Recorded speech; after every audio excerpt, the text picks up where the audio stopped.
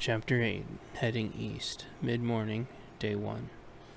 We headed east for a few blocks, the vehicle in front of us staying about 100 yards, to make sure we couldn't get ambushed together. A guy in the van sitting between me and the CO reached behind him where I put the cans and handed me a can of food. Thanks, I don't know what this is for though. He told me to chuck it out the window. I looked at it and it was a can of beef stew. The good stuff. I knew better than to question anything anymore. If he was joking with me, it was on him instead.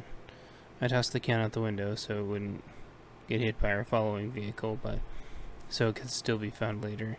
It seemed like a waste of perfectly good food, but oh well.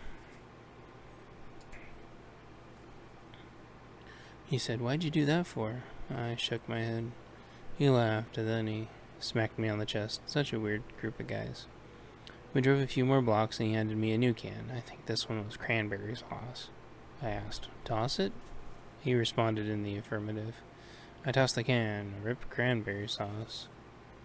Even before the collapse, that was hard to find sometimes. Then I started to wonder if the Marauders had any can openers and chuckled. What's so funny over there? Overanalyzing crap as usual? Yeah, I was just wondering to myself if they had can openers. And they both laughed. My friend to my left thought for a second, got out a P38 can opener, and we all kept tons of them on us and in our bags. He handed it to me and said, "Here you go for our friends," and I tossed it out the window. We took a few turns to get wherever we were going, and he told me to toss a can out every few blocks. Soon we were on a highway driving at a nice and steady pace. The highways and freeways had all been cleared pretty much right after the collapse. Good luck ever getting back off though once you got on, because basically every off-ramp was barricaded now, just like ours back near the subdivision. We drove for a ways, tossing cans off the side periodically, trying to make sure they weren't going completely flying to where the other side couldn't find them. Trying to find spots where they would nest against a concrete barrier. We only had a few boxes of food in the van, but to the other side, it would look like we had so much that we can waste taunting them. In the distance, I distinctly heard a boom. The truck behind us chirped over our comms. I guess they found our care package. We drove for time in silence, pondering the implications, trying to put as much distance between us and them as possible. I looked at the trees and the empty houses, starting to come up with a method of just tossing a can at every mile marker, always coming up with a process for things. As my mind wandered mile by mile, I thought to myself what I always do. How do I know these are the bad guys? I think about, is it only because they want our property through force of violence? Is it because they want to enact violence upon us? What makes them the bad guys? Then I tell myself the only answer I ever have. They want to mass consume everything they want in excess and destroy everything they don't like. In their vision of utopia, we don't even exist. We tried to tell them before the collapse that in their version of utopia, they don't exist either. They never listened.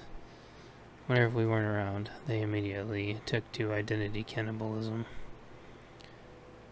They were already so beyond fringe, it was past most of ours understanding.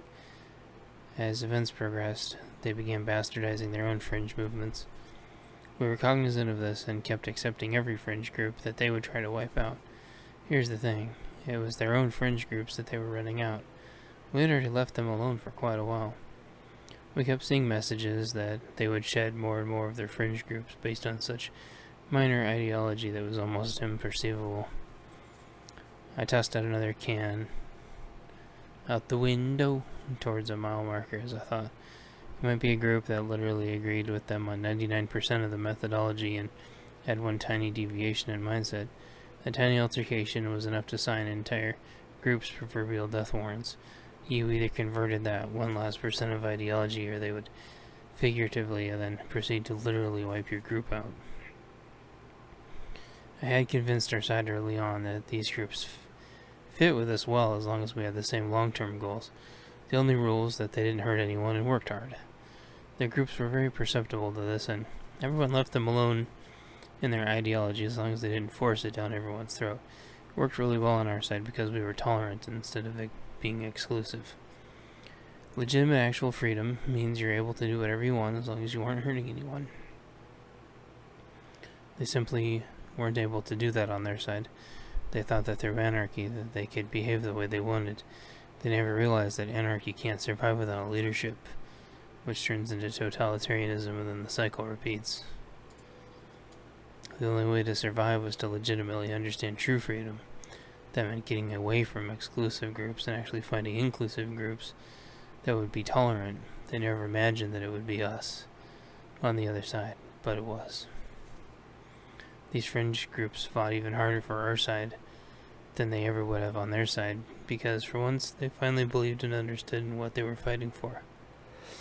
They weren't fighting for equality or the rights to an exclusive group. They were fighting to survive and exist. The leadership of these groups thought that they were doing that before, when in reality they were never under attack by anyone other than themselves. With that, I threw another can out of mile marker. I needed the next box of cans. 2 boxes left total. Oh yeah. How else did I know that those 3 patrolling were bad guys? Because we don't patrol the city at all. We'd already pulled out of the city a long time before, and there'd been an understanding in place. Rules had been that anyone in the city was a looter or worse, and shot on sight. Nobody had come to the city in weeks. We were the first official visit as far as I knew. We had been driving east for maybe 20 minutes when our lead vehicle turned his turn signal on. I realized at that point that the comms guy had probably been in our lead vehicle. It had some big antennas. He was probably on some other channels communicating with the next group. Well, 3 pulled off. Scratch that. 2 of our vehicles pulled off. Us and our lead vehicle. Our drag vehicle kept going.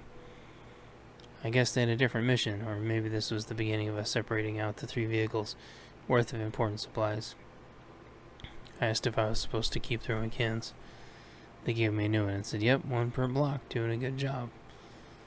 As soon as we got to the off-ramp, I tossed one over by a street sign. We circled down underneath the overpass and started heading north. This is more a rural area, and beside the corner gas station, there wasn't much but farmland, hills, and woods. Chapter 9, Off the Highway, Gas Station. Late morning, day 1. To my surprise, as I hear our drag vehicle zoom off into the distance, we stop at the corner store gas station. Everyone started jumping out their vehicles, so I jumped out as well. I put my backpack on and waggled my legs to get some circulation and stretched.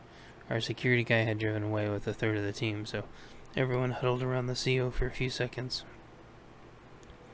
We all scanned around as much as we could, but there wasn't much to see. Our CO simply said, "We need to fuel up. Everyone smoke if you need to, and pee if you need to. We break in 10 minutes. Someone came out with a manual fuel pump while everyone else went and found the fuel intake for the fuel station. The truck took diesel and the van took gasoline, so it'd take about 5 minutes per vehicle to top them off. One of the guys got out some 5-gallon cans also and set them next to each van. Everyone not working on those projects just naturally spread out to do what they were used to do. First I walked over to the store while everyone else checked the perimeter and set up defensive positions.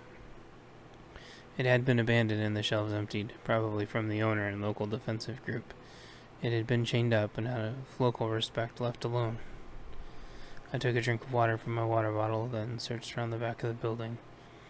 I would look for a remotely private tree, and then, when I was about done with that, see what needed to get done and help out. I usually let everyone else go pee first, so there was no mishaps with everyone trying to do that at the same time. Tried to afford everyone at least a little privacy where possible.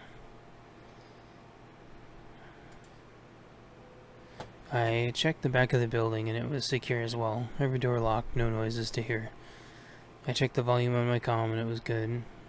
I walked around the back of the building and it had looked like nobody had been there for weeks. It was chilly, but I could still tell that the area hadn't seen a human's touch in a while. When an area was abandoned, you could more feel it or sense it than actually see it. I walked around more of the building to complete my circuit and saw that everyone else had found a tree and was going about their normal business. Our CO was smoking far enough away from the diesel pumping to where it wasn't stressing me out too much. He had another guy smoking with him, and they were just staring off into the distance. I backtracked a little and went and found a tree, now positive that I wasn't going to stumble into anyone else.